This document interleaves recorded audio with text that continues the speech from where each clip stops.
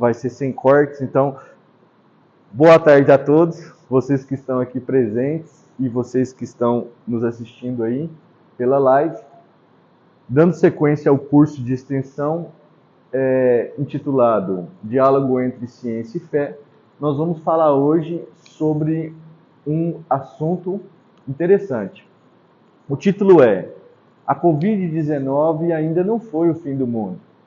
À luz da ciência e da Bíblia, será que nós teremos um fim do mundo? Então, é uma dúvida de muitas pessoas, né? Muitas pessoas se dedicam a estudar as coisas dos últimos dias dentro da teologia, e isso chama escatologia. Porque até a filosofia entende assim: se tudo teve um início, não é? Tudo também pode ter o quê? Um fim. E durante a pandemia, muitas pessoas acharam que era o fim, né? Então essa nossa geração pegou uma pandemia que foi um momento de muita tristeza, muita tensão e muito medo. E muitos de nós acreditamos que poderia ser o fim de tudo, que a Terra poderia ser dizimada por esse vírus. Mas não foi, né? Nós estamos aqui, mas muitas pessoas partiram, verdade. Agora, nós teremos um fim do mundo? Teremos, Paulina? Paulina diz que tem. Bruna, que está chegando hoje aí, nos 45 minutos do segundo tempo, né? Mas ainda dá tempo de fazer uns gols, uns pontos. A gente sempre fala isso aqui, ó, materialismo versus espiritualismo. Tem pessoas que são materiais. O que é isso? Elas não acreditam que nós temos, por exemplo, uma parte material. Então, as pessoas que são materialistas, elas acreditam que a matéria eterna gerou todas as coisas, que não existe alma e nem espírito, e que o ser humano, depois que morrer, acabou. Mas as pessoas que são espiritualistas, elas acreditam que existe algo imaterial dentro do ser humano, por exemplo, que comanda tudo. E que alguns chamam de alma, alguns chamam de espírito. Às vezes alma e espírito, por exemplo, na Bíblia está querendo dizer a mesma coisa. Ou seja, o apóstolo Paulo até falou assim: o nosso homem interior, ou seja, o nosso ser interior. Mas a teologia também divide alma e espírito. Ela fala que a palavra de Deus ela tem condições de dividir a alma e o espírito. Então, para a gente que acredita nisso, que são os tricotomistas, nós temos um corpo onde nós temos membros, nervos, órgãos, células, cérebro, ossos. E esse corpo ele tem condição de conectar com a alma. O que seria a alma? A alma seria a sede das emoções. Então, é onde você faz as suas escolhas, aonde você tem as suas vontades, certo? Você tem crenças, tudo isso estaria na alma, memórias, o seu raciocínio. Só que a alma, ela conecta com o espírito. O corpo não consegue conectar com o espírito, mas a alma consegue. Então a alma ela tem uma parte que é fisiológica, que está aqui na nossa parte cerebral, as sinapses, não é? Hoje em dia você consegue ministrar várias drogas para a pessoa para fazer ela ficar triste, para fazer ela ficar feliz. Se a pessoa tem depressão, você pode usar os recaptadores de serotonina, a pessoa vai ter um estímulo, um ânimo. Então tudo isso é fisiológico ligado no corpo. Mas a alma também tem uma parte de memórias, uma parte de conexão com o espírito, que de fato o que a gente entende quando o espírito sai do corpo, ele carrega essa parte da alma consciente. Então o espírito seria uma alma consciente. Semana passada eu vi uma reportagem de pessoas que tiveram eventos de quase morte. E aí aconteceu uma coisa interessante com essa pesquisa. O pessoal viu que depois que uma pessoa morre completamente, ou melhor dizendo, antes da pessoa morrer completamente, o cérebro dela, onde estão as memórias, tem uma atividade intensa durante 7 minutos. Ela gasta essa parte no cérebro como nunca gastou na sua vida inteira. Então isso chamou muita atenção para as pessoas que estudam os fenômenos de quase morte, porque parece que nesse momento as memórias estão sendo todas transferidas para o espírito. Então a pessoa está saindo com o espírito consciente e levando todas as memórias da sua vida. Eu não sei se vocês já tiveram alguma situação de tensão que vocês poderiam ter morrido, mas normalmente quando eu vou conversar com pessoas que passaram por isso, elas relatam que a vida delas passou diante da memória delas como se fosse um flash, desde criança até a fase que elas estavam. Então, nós acreditamos, né, que existe espírito e que existe alma. Então, depois que encerra a vida, tem continuidade dela, tá? Através dessa parte imaterial. Bom, pandemia. Quando você vai falar de fim na Bíblia, Mateus 24, Jesus faz um pronunciamento longo sobre coisas que aconteceriam no final dos tempos. Porque de fato o contexto ali é que ele estava partindo de volta para o céu, os discípulos e os seguidores que ele angariou com as suas obras, que foram os sinais que ele fez, e com as suas palavras, estavam tristes porque ele anunciou que ia partir. Então ele vai e fala sobre algo interessante. Ele fala lá que no fim, como você vai detectar o fim? Quando está chegando o fim, vai levantar nação contra nação. Bom, guerras sempre tiveram, sempre existiram, mas nessa fase da história cronológica da humanidade, vão ter muitas guerras intensas. Hoje nós observamos, normalmente você tem sempre em média 40 guerras acontecendo no mundo inteiro e algumas nem são noticiadas. Tem países que vivem em guerra, né? Na África tem várias ditaduras que vivem em guerra, por exemplo. Aqui nós temos hoje a Ucrânia contra a Rússia, uma guerra terrível, né? Nós temos guerra de Israel, por exemplo, que é um país que basicamente vive em guerra contra a Palestina, contra os árabes. Reino contra reino, e haverá fomes. Então haverá fomes em grande proporção. Por exemplo, o Bill Gates agora falou que vai doar 99% da fortuna dele para combater a fome na África. Será que vai funcionar? Ou será que a administração desse dinheiro pode parar na mão dos ditadores que vão continuar, por políticas autoritárias, tendo fome no país? É difícil, né? Pestes. A pandemia foi uma peste, certo? Tem a endemia em menor proporção e quando isso atinge o mundo inteiro, você tem uma pandemia, uma peste em forma de pandemia, terremotos em vários lugares. Mas todas essas coisas são o princípio de dores, ainda não é o fim. Jesus fala assim, ainda não é o fim. Aí a gente fica pensando assim, nossa, mas que ponto da história eu estou vivendo? Tudo indica que nós, essa geração, somos a última geração. Somos a geração que vai viver as coisas do fim. Então nós estaríamos cronologicamente nesse período teológico chamado princípio das dores. Então é um princípio de muitas dores, mas ainda não é a dor maior. Vamos explicar.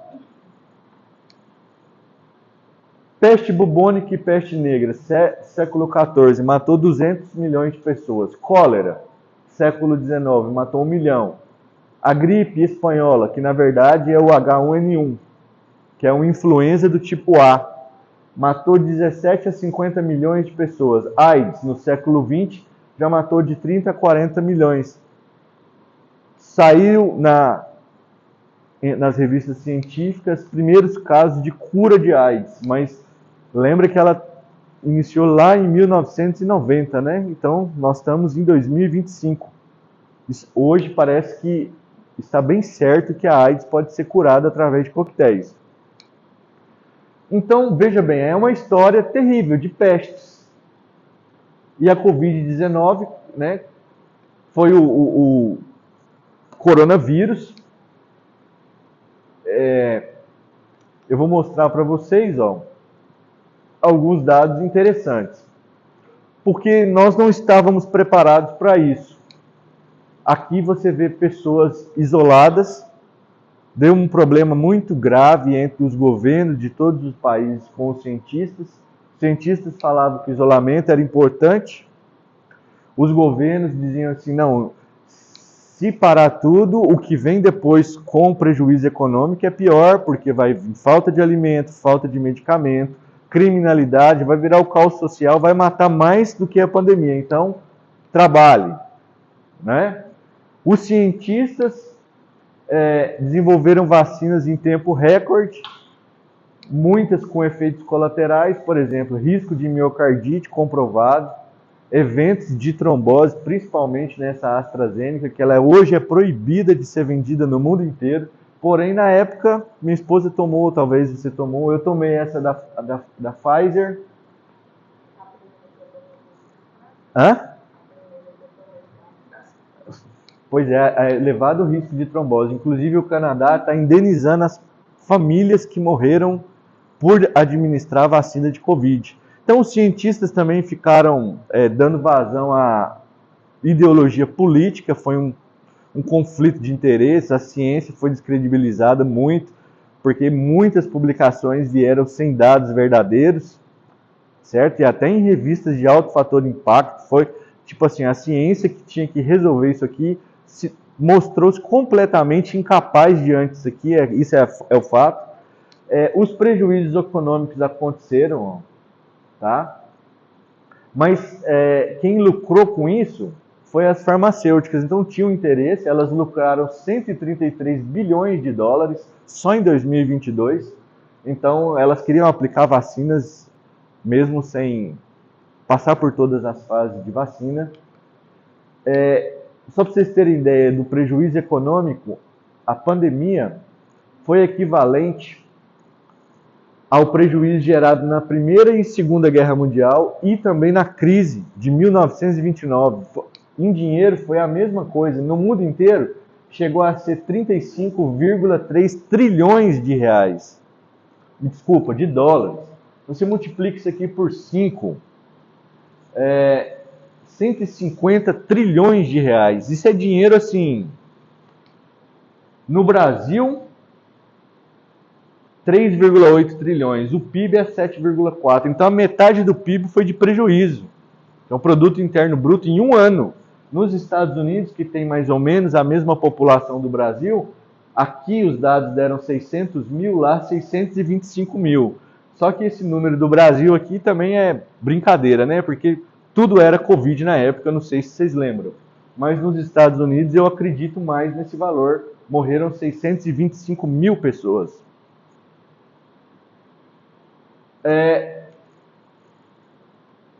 Em 2008, voltando lá atrás, eu quero contextualizar, estava acontecendo a Copa, 2006. E eu trabalhava numa empresa que disponibilizou telões para o pessoal ouvir os jogos da seleção, assistir os jogos da seleção. E nesse dia eu comecei a sentir uma dor muito forte no corpo, febre alta, não conseguia trabalhar direito. Aqui as pálpebras ficaram bem escuras, eu comecei a espirrar, tossir. E eu fui para casa, não assisti esse jogo e vi que eu estava com uma gripe muito forte.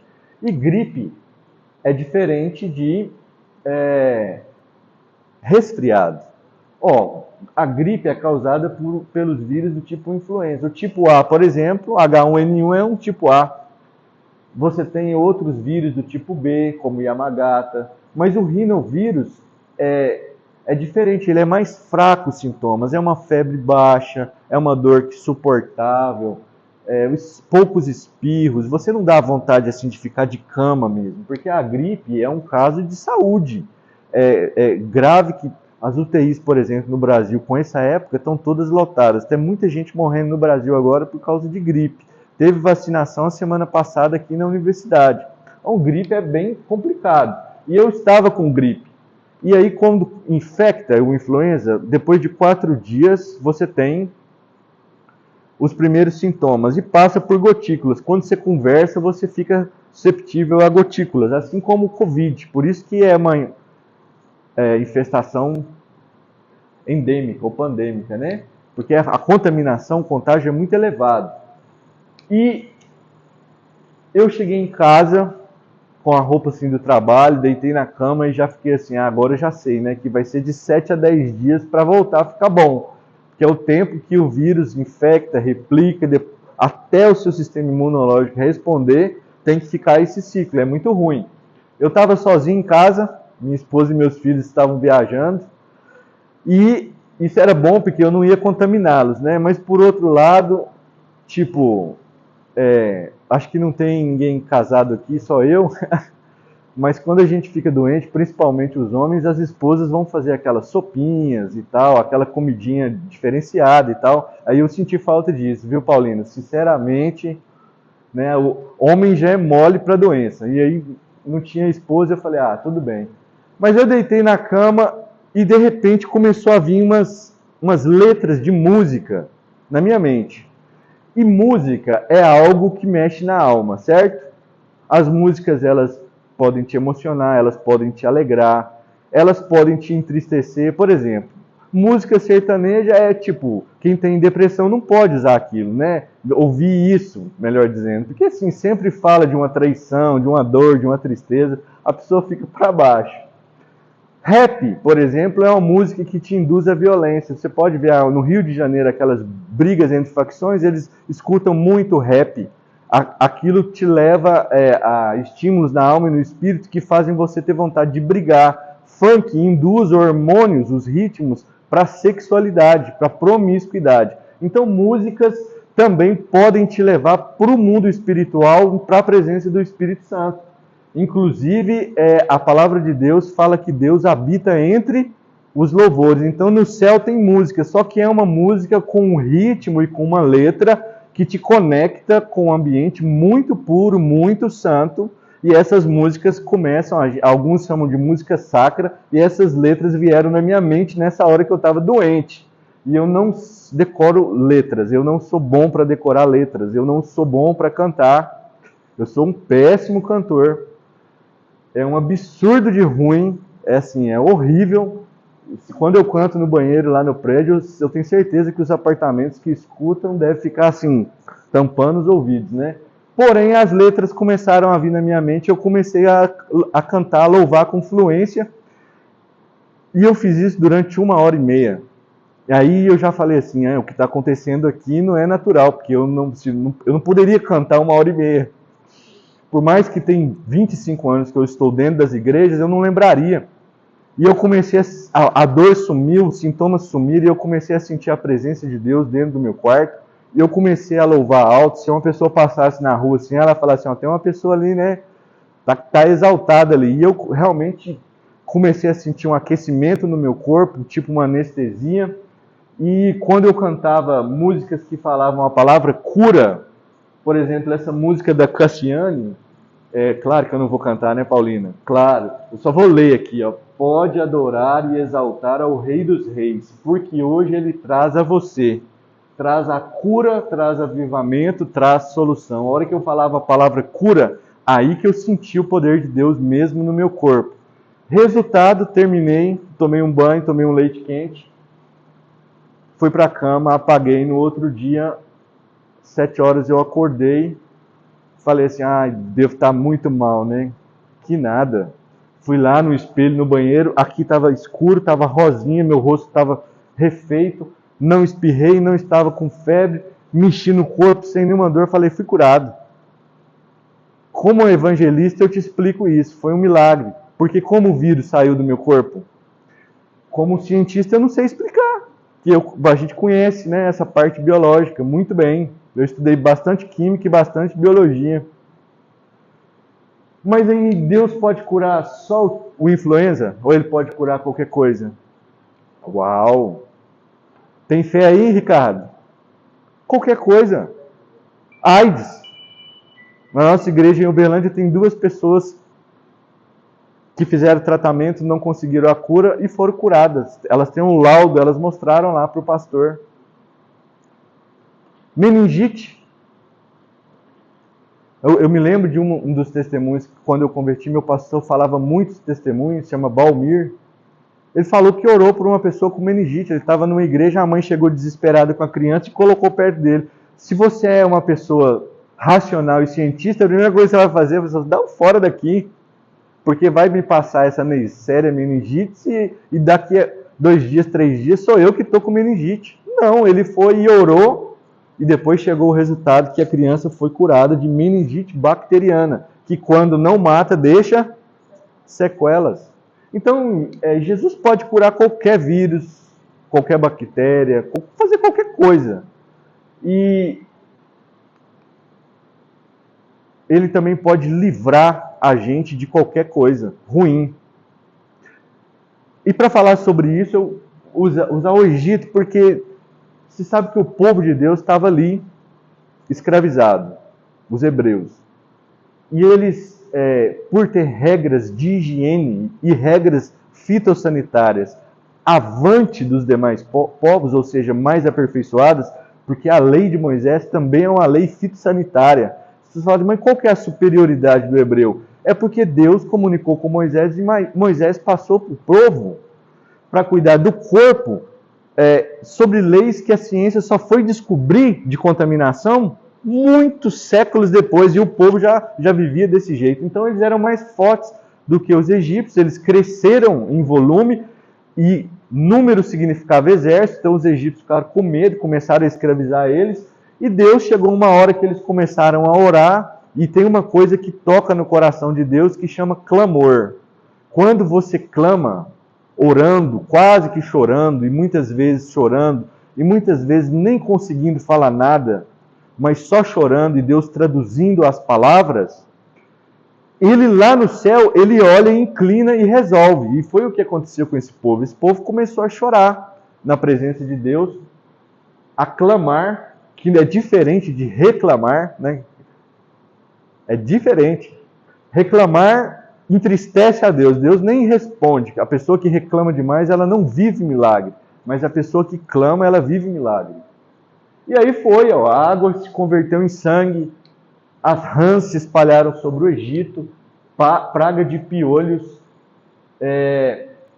moscas deixaram o céu todo escuro, chagas em animais e em pessoas, saraiva, granizo, destruindo todas as plantações, gafanhotos, que são predadores terríveis. Por fim, ficou 3 dias escuro até de dia. Não tinha luz no Egito. E o faraó falou, não vou deixar esse povo sair daqui. Aí, se você for ler Êxodo, você vai ver que Deus falou com Moisés, que conversava com Deus face a face, e falou, Moisés, fala para o povo matar um cordeiro, comer ele assado, no mesmo dia, pegar o sangue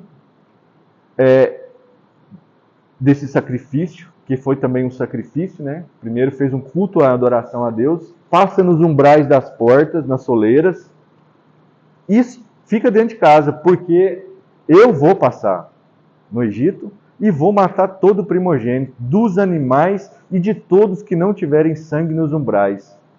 À meia-noite foi uma tristeza. Isso não está só na Bíblia, isso está escrito em livros de história de várias culturas. Foi uma coisa terrível. Porque Deus, ele se mostra seletivo. O anjo passa, vê o sangue, não entra. Mas na casa do lado não tem sangue, ele entra e mata. Inclusive o do faraó. Aí o faraó chamou Moisés e falou assim, tira esse povo daqui. Vai embora. Vai adorar esse Deus longe daqui, antes que não sobre nada do meu povo. Claro, sobrenatural. Por quê? Destruir as plantações dos egípcios, mas não da dos hebreus. Os egípcios ficavam doentes, mas não os hebreus. Eles estavam no mesmo lugar, A pandemia não foi assim? Estava todo mundo no mesmo lugar. Uns adoeceram, outros não. É só a imunidade que está forte ou Deus também pode agir no sobrenatural e dar livramento? Pode, A prova é essa. Mesmo lugar geográfico, coisas ruins acontecendo com um e essas coisas ruins não estavam acontecendo com os outros. Por quê? Porque Deus é seletivo. Agora o sinal aqui na porta se remetia a Cristo, que Cristo viria, derramaria o sangue dele para que todo aquele que nele crê não morresse, não perecesse, mas tivesse vida eterna. Então, lá é a Páscoa, e Jesus é o Cordeiro Pascal. Então, Jesus é que tira o pecado do mundo. Para você não morrer no mundo espiritual, você precisa passar o controle da sua vida para Cristo, senão você vai morrer e vai para o inferno, de acordo com a Bíblia. Então, veja que coisa interessante isso tudo. E o mundo está indo para onde? Para a perfeição ou para a destruição?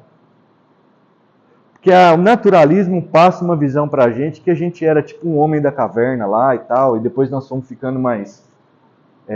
até chegar o Homo sapiens. Você fala assim, a pessoa do passado era burra, e hoje nós somos inteligentes. Será que era isso mesmo?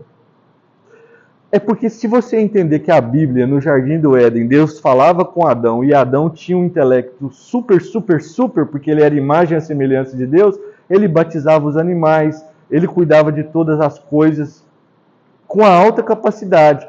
Se você olhar os primeiros livros da Bíblia, escritos 1600 a.C., muitos anos antes de Cristo, eles dominavam técnicas de metalurgia que demorou para chegar nas outras civilizações. Aí a questão é, será que evoluímos ou involuímos? Porque o mundo parece que está involuindo, parece que ele está indo para o caos. Aí isso aqui é um artigo que foi o segundo aviso para a humanidade, e eu fui co-autor ou co-signatário de vários ecologistas renomados no mundo inteiro. Eles mostraram os gráficos que o único parâmetro que está melhorando é a depressão da camada de ozônio, tá vendo?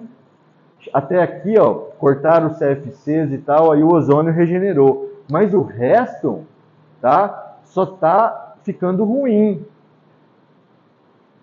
Aqui, ó, a pesca predatória diminuiu, mas a pesca não fiscalizada, procurar criaturas no mar, piorou.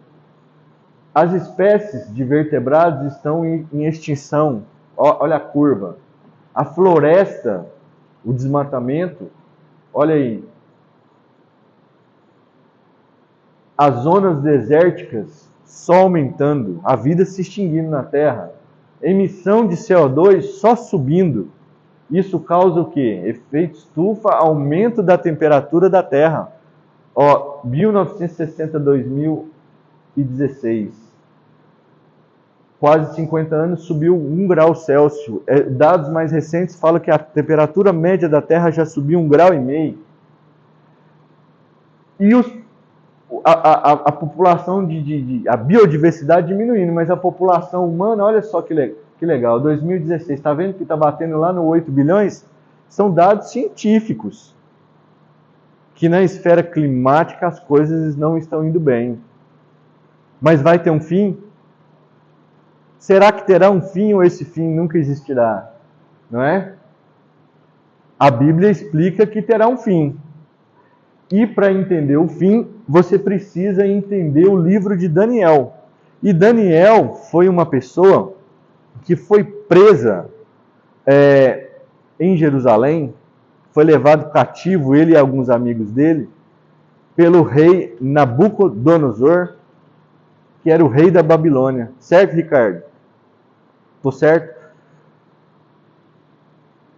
E esse rei queria treinar eles porque ele queria pegar a cultura dos hebreus para colocar nos babilônicos, porque ele via que aquele povo era muito avançado, não só na questão fitossanitária, mas em todos os aspectos, aquele povo era um povo inteligente. E ele até hoje é assim. Eu não sei se vocês perceberam, mas você não acha judeu ignorante. Você acha brasileiro ignorante. A média do QI do Brasil está 83. É a pior desde quando se mediu o coeficiente de inteligência. Mas judeu não. Se você pegar os prêmios Nobel, você vai ver que a maioria dos prêmios Nobel são de judeus ou de cristãos. Maioria de judeus. Então, Nabucodonosor falou, eu quero que esse pessoal me aconselhe. Vão ser meus conselheiros. E Daniel e seus amigos passaram ali a aconselhar o povo que ficou escravo na Babilônia, porque teve duas escravidões para esse povo. Teve no Egito, como eu já falei, teve também na Babilônia. Mas por que eles viraram escravos na Babilônia? Porque eles desobedeceram a Deus. Tinha uma lei que era o seguinte, que eles deveriam trabalhar 6 anos e no 7º ano eles deviam descansar a terra e descansar. Mas você já viu que quanto mais trabalha, mais se adquire bens materiais? Com eles, lá no passado, já era assim. Eles trabalharam 490 anos sem respeitar essa lei. Deus tem uma coisa com os dias. Ele fez tudo em 6 dias e no 7º ele descansou. Domingo, a gente vai para a igreja mais no domingo, né? Hoje em dia. Porque a nossa semana começa no dia 2. Então no dia 7, na verdade, é o 6º dia. Mas o primeiro, que seria o 7º, a gente vai para a igreja, descansa. Deveria, né? Mas nem sempre a gente faz isso. Às vezes a gente faz igual eles. Eu tenho que fazer um artigo, eu tenho que preparar uma aula, eu tenho que rodar um cálculo, né? Eu tenho que fazer isso e aquilo, eu tenho que estudar para uma prova. Deixe de ir para a igreja para estudar para a prova. Ah, que vergonha, hein, Liel? Você sabe o que Deus fez com esse povo? Eu não suporto mais isso. Eu quero um tempo para mim com vocês. Vocês não vão me dar esse tempo. Não, então vocês vão virar escravos. Se você dividir 490 por 7, você vai chegar em 70. Sabe quantos anos eles ficaram cativos lá na Babilônia? 70. Para cada ano de desobediência deles, Deus deu 1 ano de escravidão na Babilônia. Só que aí Daniel leu os livros do profeta Jeremias, os escritos, né? Que hoje estão compilados num livro, mas ele tinha vários pergaminhos. E Daniel entendeu que esse tempo estava acabando. E Daniel, ele resistiu a todos os reinados. Ele nunca se contaminou com nada, ele não entrou no paganismo, e ele foi conselheiro de todos os reis. Inclusive, gente, a Bíblia é interessantíssima, porque profecias de Daniel já se cumpriram. Inclusive, a do rei Nabucodonosor, a dos impérios que sucederiam. Quando Daniel profetizou isso, não tinha acontecido nada. E tudo que Daniel falou foi acontecendo. A invasão da Babilônia pelos impérios, Medo, Persa, até chegar no greco-romano, tudo isso é história que você lê e aprende na escola, né? Aprende na universidade, mas Daniel profetizou isso antes de acontecer. Então Daniel é um grande profeta. E foi para ele que Deus entregou a segunda maior profecia que a gente considera na teologia. Porque a primeira é a vinda do Messias. Isaías falou muito sobre isso, Daniel falou, todos os profetas falaram, mas Isaías falou demais sobre a vinda de Cristo, é a principal. Mas a segunda principal são as 70 semanas de Daniel. Daniel se colocou a orar e o anjo nem vinha entregar a mensagem. O anjo Gabriel estava sendo impedido pelos demônios nas regiões celestiais. Então, ele orou 21 dias e jejuou para que essas forças fossem vencidas. Então, esse anjo chega e entrega a profecia do último tempo. Bom, se cumpriu já tantas profecias, por que não cumpriria essa? É óbvio que vai cumprir. Mas aí, Daniel 9:24 fala, 70 semanas estão decretadas sobre o teu povo e sobre a tua santa cidade. Ou seja, sobre os hebreus, que hoje são os judeus, e sobre Jerusalém. Que Daniel estava preocupado com o que ia falar para o povo. O que ia acontecer com o povo depois. Para fazer cessar a transgressão, para dar fim aos pecados e para expiar a iniquidade e trazer a justiça eterna. E selar a visão e a profecia e ungir o lugar santíssimo. Mas aí o que são essas 70 semanas? Primeiro que não são semanas de 7 dias. Semana para o judeu é 7. E aqui cada semana tem 7 anos. Então Deus não está falando mais sobre esses 490 anos que se passaram. Ele começa a falar sobre os anos que se viriam. 70 vezes 7 são 490 anos para frente, de futuro. E a profecia é claríssima em Daniel. Vão se passar uma semana desde a reconstrução do templo até a sua inauguração. E se você ler o livro de Neemias, você vai ver que Neemias foi usado, não é? Ele conseguiu as cartas do rei Artaxerxes, que nome difícil, e ele foi lá, teve o Sanbalat e Tobias que incomodavam ele, mas ele conseguiu, e isso passou 49 anos, 7 semanas. Depois falou, dessa data até a vida de Jesus, a morte, a sua ressurreição, vão ser 60 e são 434 anos, que somados a esse, dá 400 e... Me ajuda com a conta aí. 9, 4, 13, vai 1, 3, 4, 4, 8. 483 anos? Então faltam 7 anos para completar os 490 anos. Vamos lá, devagar. Vamos fazer a conta em semanas. Aqui foram 7 semanas e aqui foram 62 semanas, de 7 anos. Bom, 49 anos mais 434 anos. Se eu somar 7 mais 62, dá 69. 69 semanas, falta uma semana no calendário dessa profecia. 434 com 49 é 483, então falta-se 7 anos. De onde? Da morte e ressurreição de Cristo. Aqui o tempo parou. O tempo dessa profecia parou. Porque essa profecia é para o judeu. Então Deus fecha o tempo para o judeu, falando assim, todo o tempo que você vai ter na terra, já passou 69 semanas, mas ainda tem uma semana. Só que Deus encerra o tempo para o judeu que resistiu a Jesus, que mandou crucificar Jesus, e Jesus veio para o judeu, e o judeu crucificou Jesus, e ele abre um tempo para a igreja. A igreja é diferente de Israel. Ele abre um tempo da graça, porque quando Jesus ascendeu, depois de 10 dias ele mandou o Espírito Santo. E aí abriu um tempo de graça e parou de contar o tempo. E a igreja está aqui. Desde a morte de Jesus até hoje estão tendo conversões e as pessoas não estão se tornando judeus, elas estão se tornando igreja, igreja do Senhor Jesus. Porém, olha só, quando encerrar o tempo da igreja, vai voltar o quê? A contar o tempo da semana para o judeu. Agora, quando que encerra o tempo para a igreja? Quando? Existem 3 linhas teológicas. Uma delas diz assim: a igreja não vai passar por essa última semana.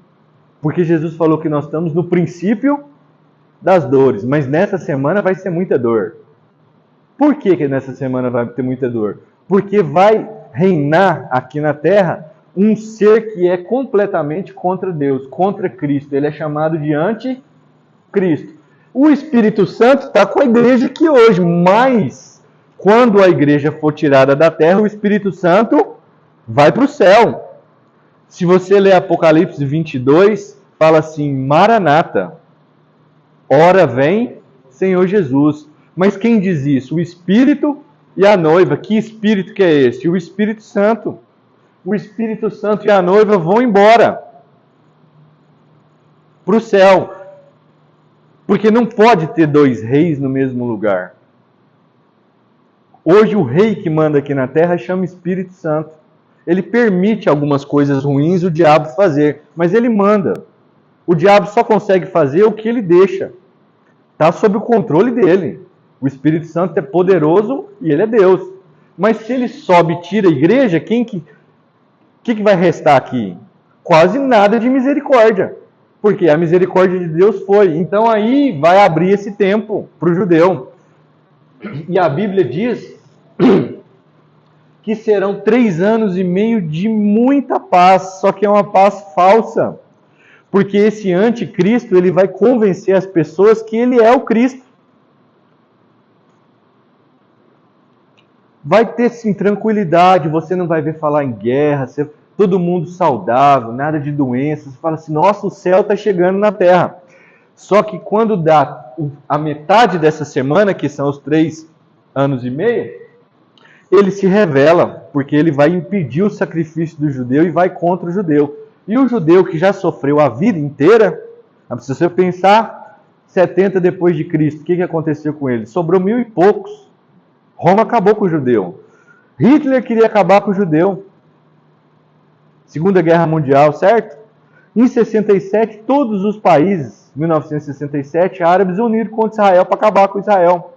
Agora, os árabes estão lá querendo acabar com Israel. E o nosso governo também.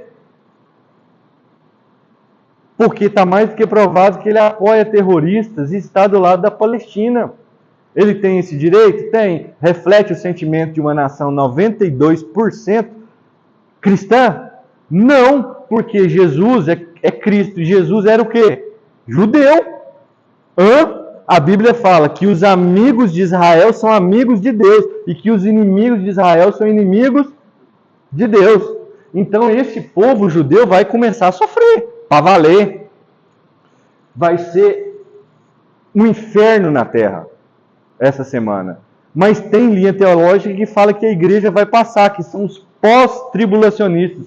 Acha que a igreja que já sofreu a vida inteira, que os crentes eram jogados lá no Coliseu, 1260 anos, houve muita perseguição contra os cristãos, por causa de disputa religiosa.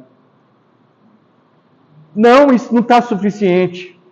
Você vai olhar os missionários que pregam na janela 1040, no meio dos muçulmanos, morrendo. Não, isso não é suficiente. Aqui também vai passar. Eu não entendo assim. Deus falou para mim que não é assim. Que a igreja vai ser retirada aqui, que nós não vamos passar por isso aqui, porque isso aqui é a ira de Deus. Não é a ira total, porque a ira total é no fim, mas é uma parte muito grandiosa da ira de Deus, e nós já vamos estar no céu. Quem subiu aqui foi retirado da terra e transformado para encontrar com Jesus nos ares. Recebe um novo corpo, encontra com Cristo, passa num tribunal para ser julgado, não para ser condenado. Mas você trabalhou muito para Jesus? Então toma o seu galardão. Depois você vai cear com Jesus nas bodas do Cordeiro. Enquanto isso está acontecendo lá em cima, na esfera celestial, no céu, aqui na terra está acontecendo tragédia sobre tragédia. E os judeus vão sofrer muito. Mas no final, olha só, da última semana, completou as 70 semanas, a 70ª semana. O que vai acontecer com o judeu? Vai ser derramado sobre ele o Espírito Santo. E aí os judeus também vão reconhecer que Jesus era o Messias. E eles vão precisar passar por isso aqui, para eles entenderem que Cristo sempre foi o rei deles. Mas eles não quiseram. Aí, Jesus volta com a igreja e prende Satanás e os demônios por quanto tempo? 1000 anos. E Jesus se assenta em Jerusalém, unge o lugar santíssimo, porque esse templo de Jerusalém, eu não sei se vocês já viram histórias sobre ele, mas ele é o lugar mais disputado no mundo. No mundo. O templo era móvel. Deus pediu para colocar a Arca da Aliança lá e ele se movia. Salomão criou um templo fixo, com muito ouro, muita prata. Um templo que foi destruído em 70. Sobrou só uma parede, que é onde o judeu fica lá lamentando.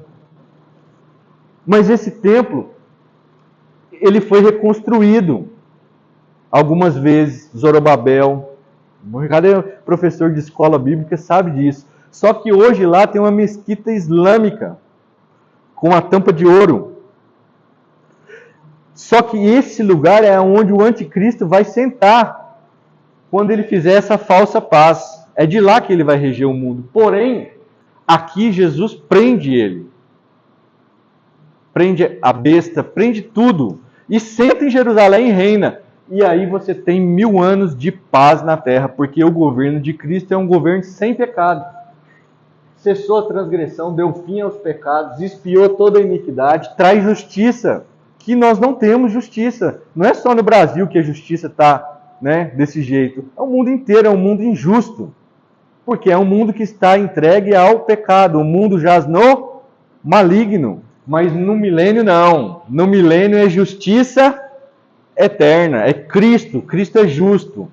Os animais ficarão o quê? Mansos. Porque lá no Éden eles eram mansos. Aí eu vou fazer uma coisa que eu sempre quis fazer, que é pegar naquela juba do leão e dar uma bitoca nele. Falar assim, vem aqui. Porque para mim é o bicho mais bonito que existe, mas não dá para chegar pertinho dele assim. Não vai ter peste, não vai ter vírus, não vai ter doença. Até o seu corpo é um outro corpo. E no final disso, sobre um trono branco, e a terra dará seus mortos, o ar dará seus mortos, o mar dará seus mortos, e todos ressuscitarão com um corpo para ser julgado. Então haverá conversões durante esse tempo, mas a garantia maior para nós é entregar a nossa vida nesse tempo da graça, porque nós não vamos ver nada de tristeza. Nós já vamos ser como Jesus aqui, herdeiro de tudo, cordeiro de tudo. O prêmio é grande e a moeda para você comprar é a fé. Nesse lugar aqui você não compra com ouro e nem com prata e nem com inteligência, você só compra com a fé. Tendes fé?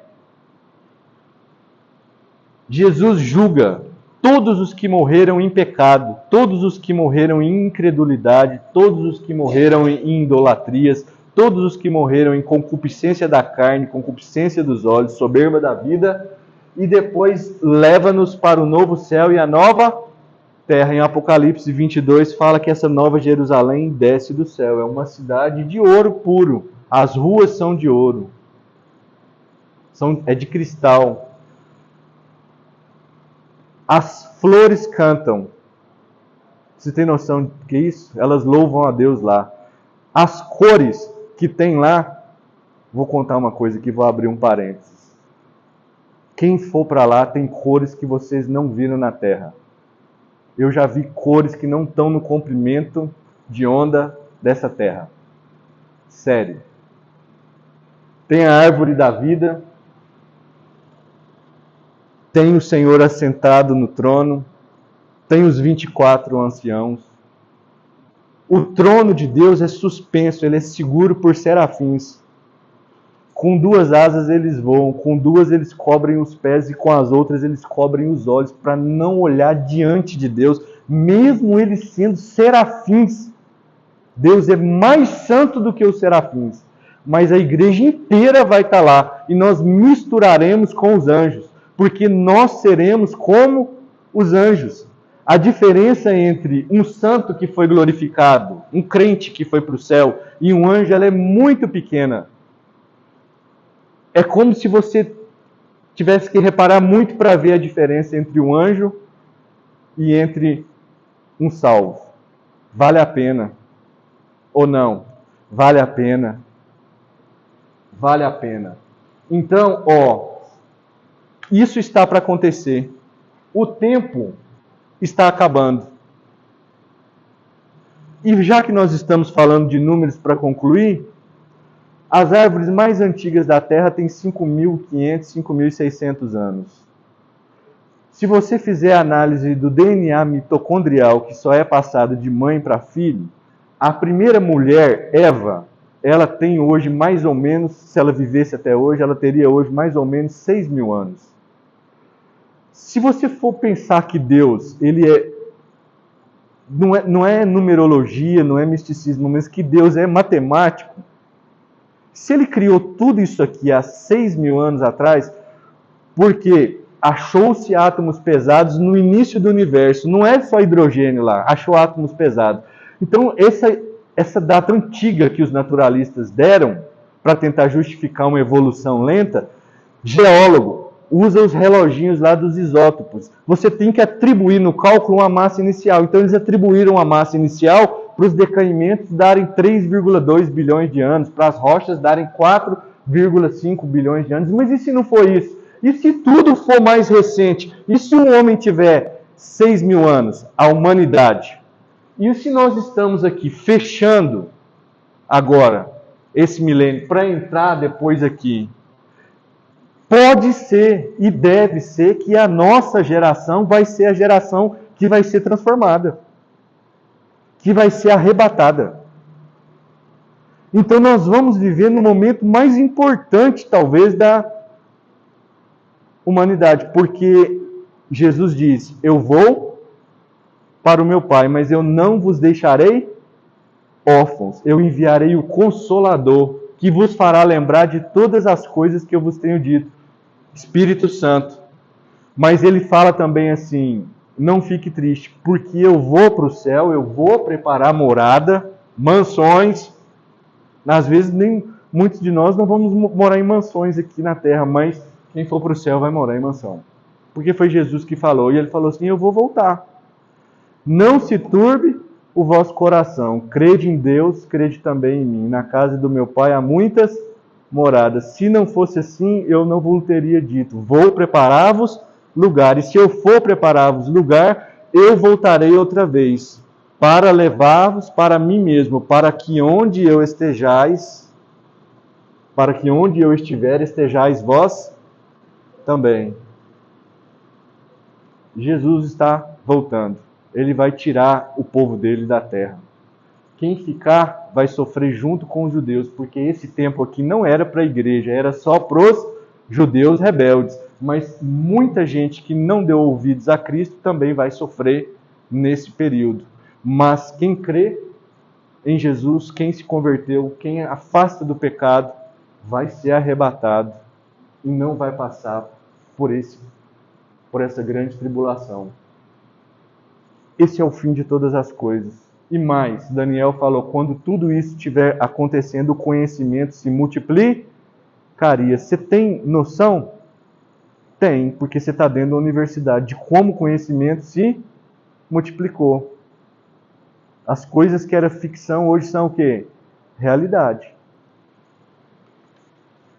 Isso está no capítulo 7 desse livro, Minha Trajetória para o Céu. Você pode acessar e lê-lo, tá bom? Muito obrigado a todos vocês aqui presentes e a todos que estão nos acompanhando pela live. Até a Martinha vem hoje, né? A Jesus toda a glória, toda a honra e todo o louvor eternamente. Amém.